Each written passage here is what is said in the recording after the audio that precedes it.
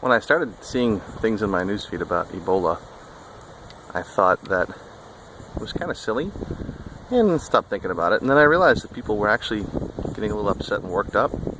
And the first thing that came to my mind was a book that I read almost 20 years ago called The Hot Zone.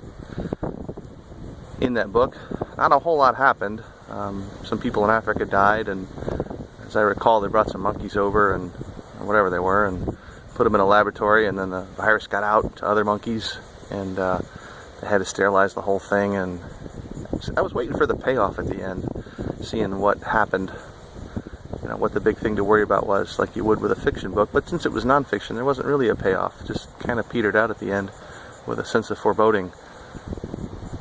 It was 20 years ago, and not long before that, I was walking with a friend of mine in New York City, and he grandly swept his arms around and said, "Look at all these people, and in 10 years, half of them will be dead from AIDS." And I believed him. Of course, this has been more than 20 years, and it hasn't happened. There's an engine, a machine that thrives on fear and hysteria, and it wants to control us, and it wants more funding, and it wants us to feed it.